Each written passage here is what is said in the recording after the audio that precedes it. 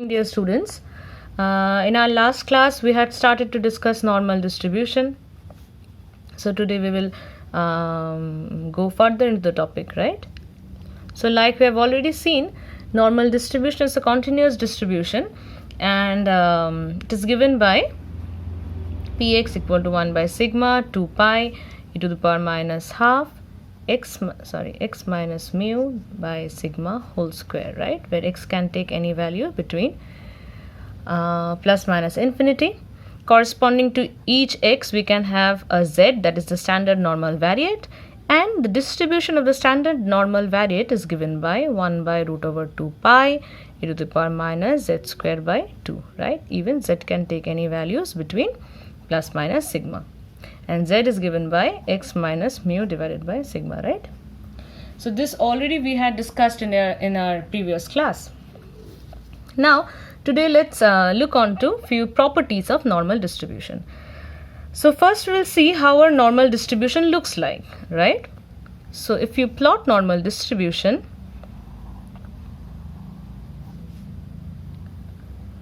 okay, it takes this kind of a bell shape, okay. So the normal distribution, if plotted, the curve is bell shaped, right. This side we have x and this is our px. Now the peak of the distribution is above x equal to mu, that is the mean, right. So the peak is above the mean, that is x equal to mu, right. These are the properties of normal distribution. For x equal to mu, the corresponding z is 0, right. Now another very important property of the normal distribution curve is about x equal to mu or z equal to 0, the curve is symmetric, right. So the curve is symmetric,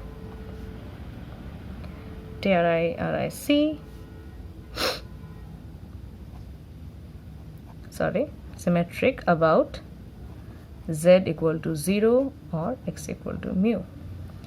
By symmetric, what we mean, this side of this part of the curve, that is on the left hand side of x equal to mu or z equal to 0, is exactly the same as the other half on the right of x equal to mu or z equal to 0, right. So they are just two completely identical parts. That is what we mean by symmetric. Since it's a symmetric curve, the mean is equal to the median is equal to the mode, right. Also you can see that the x-axis is an asymptote to the curve, right. They did not meet but they go parallel till infinity. So the x-axis is an asymptote to the curve, right. Okay, now let's look onto the area property, right. Area property.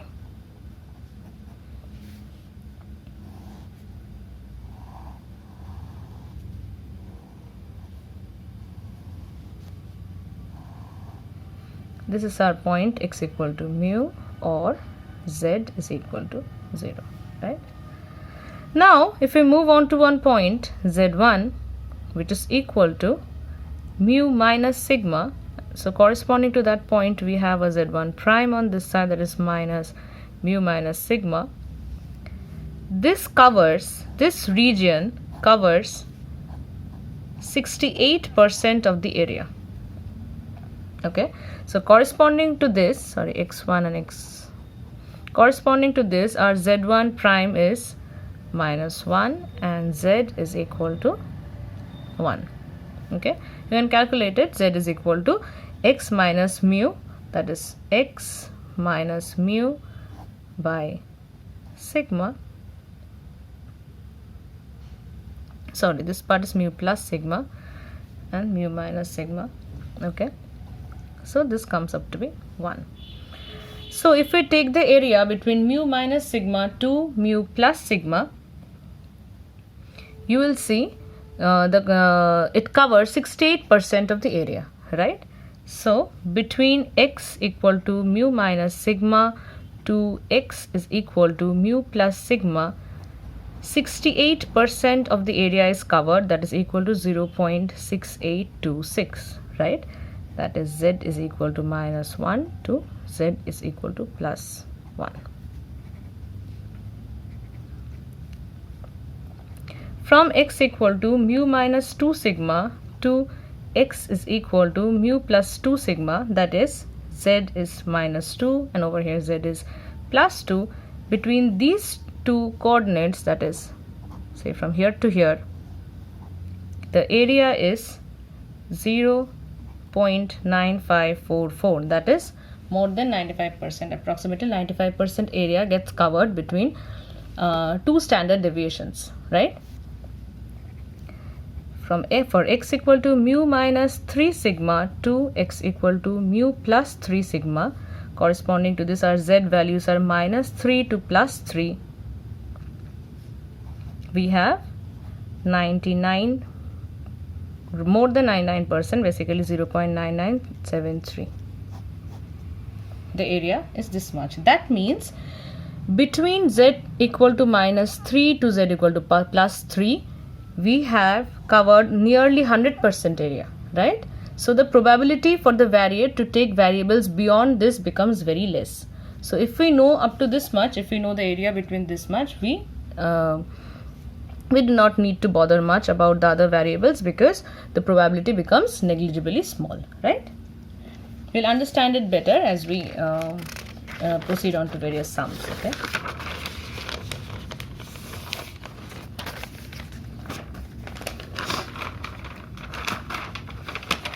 Now let's see how to compute areas, okay? Computing area under normal probability curve, okay?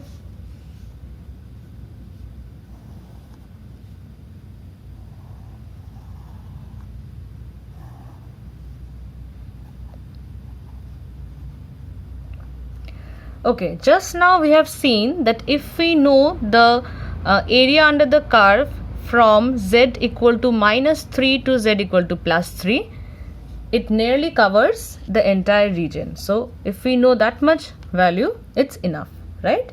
We have just seen from the previous discussion. Okay, from this area, if we want to find the probability that the variable, the random variable, takes values between a to b. If we want to find the probability that the random variable following normal distribution takes values a to b, we need to find, it is written like this: probability that the random variable takes values between a to b, it is given by the definite integral dx, right? So if we compute this integral, we can find out the probability of the variable taking the values between a to b, right? Now this integral is nothing but, say this point is a, x equal to a, and say this point is x equal to b. This integral gives me what? The area beneath the curve between the ordinates x equal to a, x equal to b, right? I would like to repeat, if we want to find the probability of a random variable taking the values between a to b, we have to compute this integral, right? And this integral is nothing but the area beneath the curve bounded by the ordinates x equal to a and x equal to b, right? Now like we know, since it is a probability distribution curve, if we find the entire area from minus infinity to plus infinity, it is equal to 1, right? This already we have seen in the properties of any distribution. For a distribution, the entire area beneath the curve, that is from minus infinity to plus infinity, has to be 1, right? So since this is a symmetric curve, like I said, since it's a symmetric curve, this side is exactly the same as this side, and if the entire area is sorry, just a second. Since it is a symmetric curve about x equal to mu, that is, this part is exactly equal to this part, this part is exactly equal to this part, and if the area beneath the curve is 1, that means this portion area is 0.5 and this portion area is 0.5, right? That means this line, x equal to mu line, divides the area into two equal halves. That means the area beneath this section covers 50% and the area beneath this section of the curves covers 50%. That means the probability that the variable will take value greater than mu is equal to 0.5, right? Because this is nothing but x equal to mu is this, and x greater than mu region is this.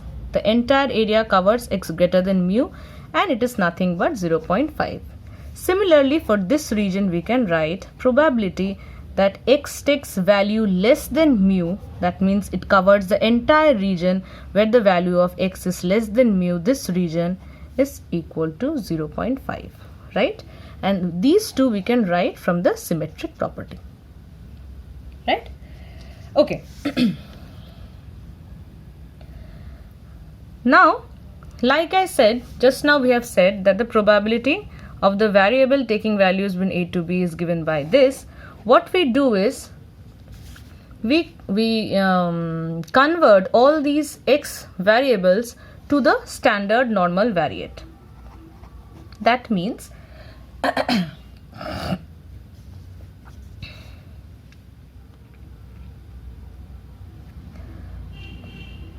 what I want to say is, if this is the random variable, this is our x equal to mu, which is nothing but z is equal to 0, right? So whenever we are given any random variable, what we do is we convert it to the standard normal variate. And now if we want to find the area of the curve beneath, say we have 2 points, x equal to mu and x equal to x1, right? So what we do is we find the corresponding z values. The corresponding z value of x equal to mu is z equal to 0, and the corresponding z value of x equal to x1 is x1 minus mu by sigma, right, is equal to, say, z1. So now the area beneath the curve will be given by 0 to z1 phi z, because the distribution of standard normal variate has been given by phi z dz, right? And this is nothing but probability that the standard normal variate will take values between 0 to z1. Now this is a very, very important formula, because these values, the value of these definite integrals have been tabulated, and we do not need to calculate them by hand. Okay, we have a table which has already calculated the values of this integral for different values of z1, right? That means we start from z for any up to 3.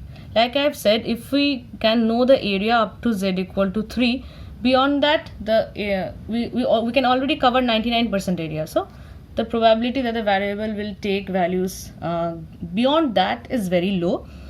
So what has been done is the value of these definite integrals has already been tabulated for greater than 3.5 or something. I think 3.1, no, 3.2, up to 3.2 these values have been tabulated. So what we do is we just read them from the table. Okay, I'll show you how the table looks like.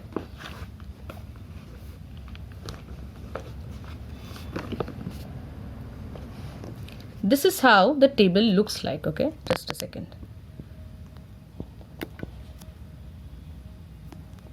The values of the definite integral has been already tabulated like this, and after few seconds I'll teach you how to read this, okay? But these values have been tabulated. Okay. So now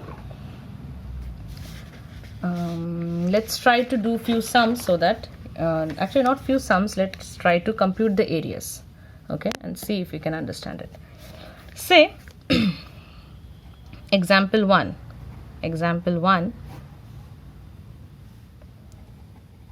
compute the area to the right of the ordinate x equal to a1, right? So now you have to follow everything very much stepwise, right?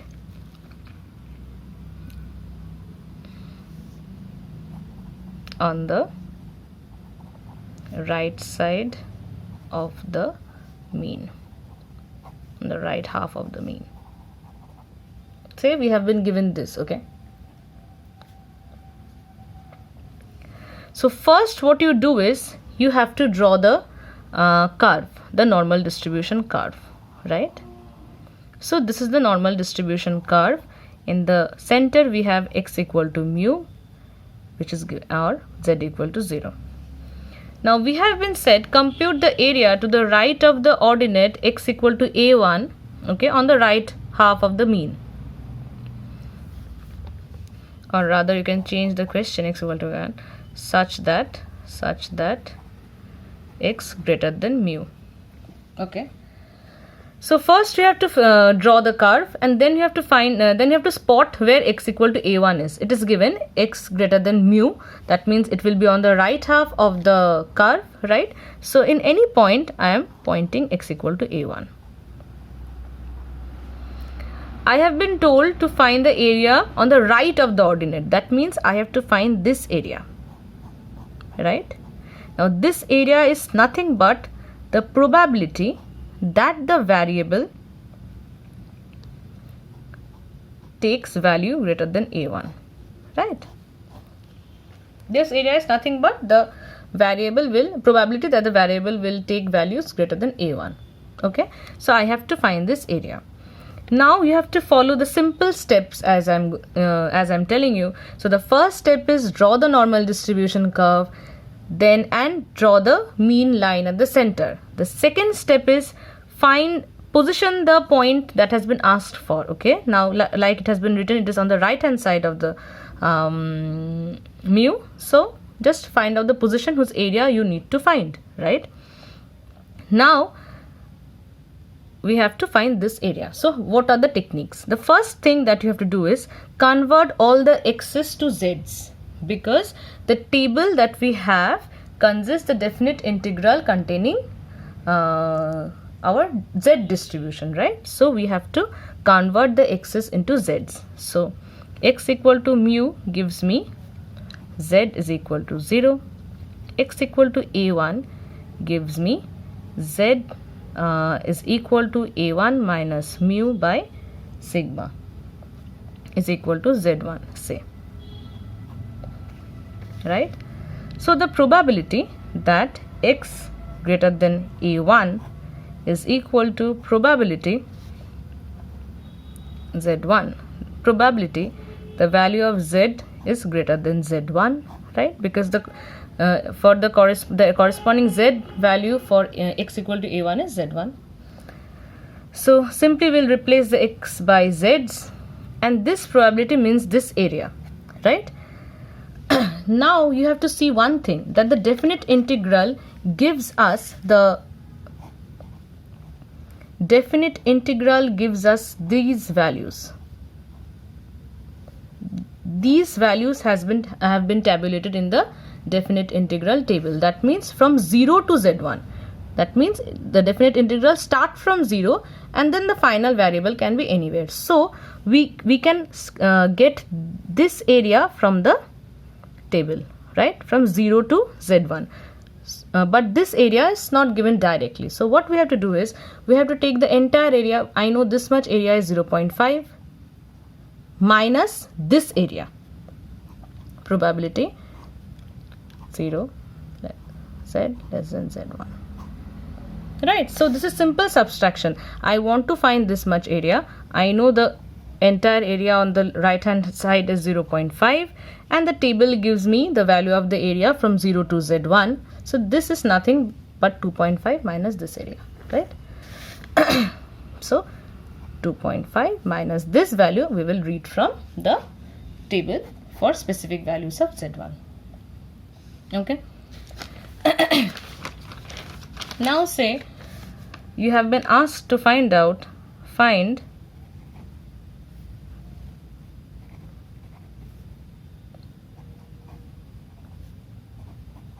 then mu. You have to find out this area. So you have to first spot which part is this one.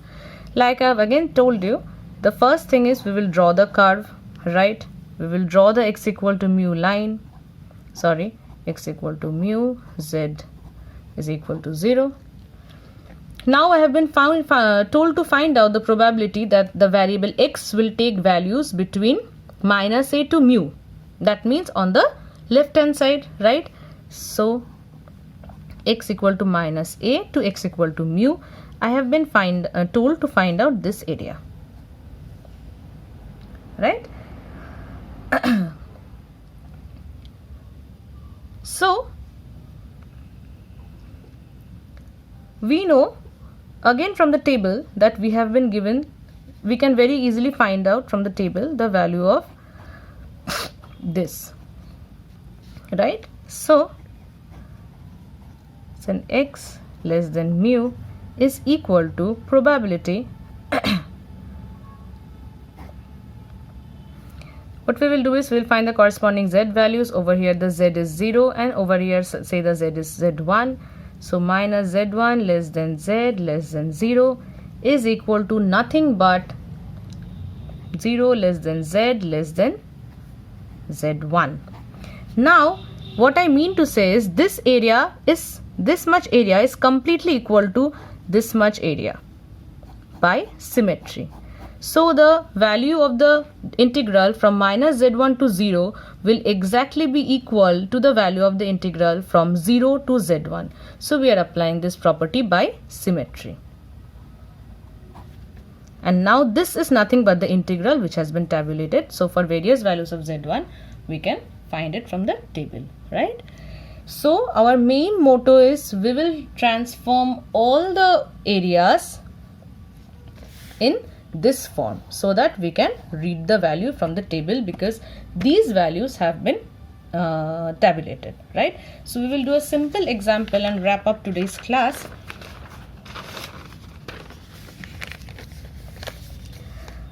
Say, suppose this is a question. Suppose the waist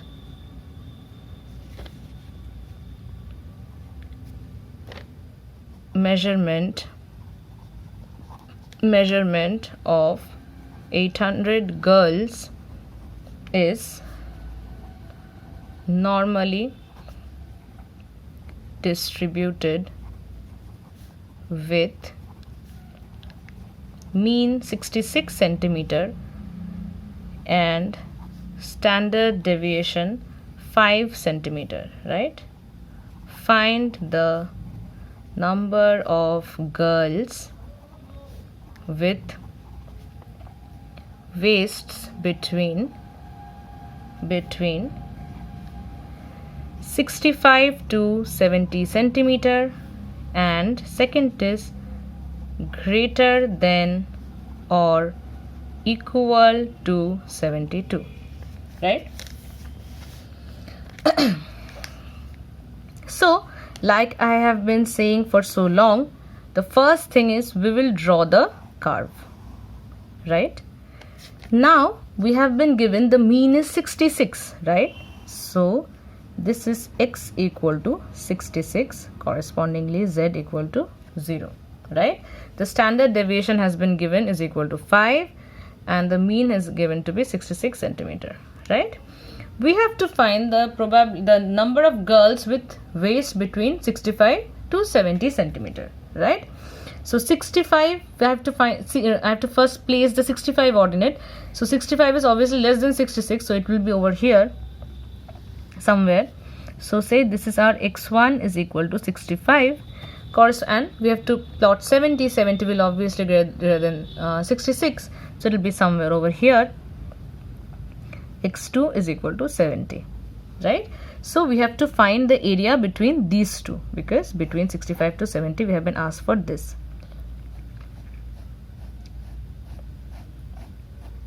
This area needs to be found out.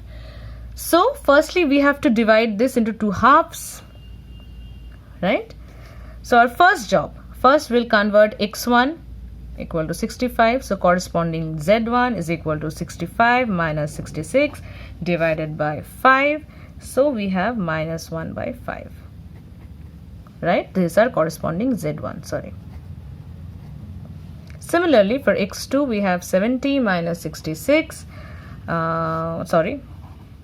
z2 is equal to 70 minus 66 divided by 5, so this gives me 4 by 5 z2, right? So you can write over here z1 is equal to minus 1 by 5 and z2 is equal to 4 by 5, right? Now we will do the calculations. So the probability that the variable takes values between 65 to 70 is written like this, is equal to probability that the variable takes values, that the standard normal variate takes values between minus 1 by 5 to this. Now what we will do is we'll partition into two values taking the z equal to 0 line. That means probability minus 5 less than z. You can give this equal to sign if you want to. Then 0 plus probability 0 less than z less than 4 by 5. So we have done nothing, just that we have partitioned it at z equal to 0, because we know the definite integral always begins from 0, right? Now what we'll do is, by symmetry, minus 1 by 5 to the area from minus 1 by 5 to 0 is equal to the area from 0 to minus 1 by 5. So we can definitely write this as 0 less than z less than equal to minus 0.2, right? Plus probability 0 less than equal z less than equal to 0.8. So see, we have got the structure. We always want this kind of structure, that is the variable of z will start from 0 to z1. Even this is from 0 to z1 because these values have been tabulated. Now we have to read it from the chart. So look at the chart. This is the chart, okay? Just a second.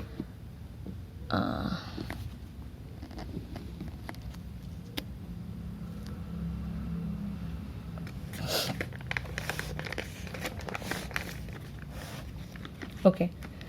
Now this value, these values are written over here. Okay, say 0, 0.0, 0, 0.1, 0.2. The second decimal point is given by this. That means 0. Say we are going along this line, 0.1. So 0.10 is this, 0.101 is this. So the first decimal point, first we have to move along the vertical line. Then to get the second decimal point, we will move along the horizontal line, right? So if you have a clear look at the page, you can see. First we'll move vertically. Say we want to reach to 0.56, right? So we'll go down 0.5 and then we'll move like this: 0.50, 0.51, 0.52, 0.53, 54, 55, 56. So this is the value corresponding to 0.56. Okay. So now in our problem we have been given our first value is P0 to 0.2. So we have to read the value corresponding to 0.2. So the value corresponding to 0.2 is this.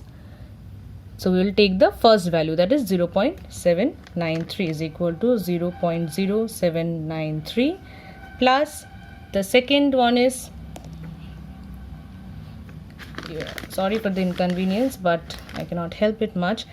The second one is from 0 to 0.8. So we have to study the value of 0.8. So like you can see, we have to go down 0.8 and the first value is 0.2881, right? So plus 0.2881, and this finally gives you the answer. Okay, in our next class we will do few more sums so that the confusions get cleared. Okay, but always maintain these things, that few steps needs to be followed very critically.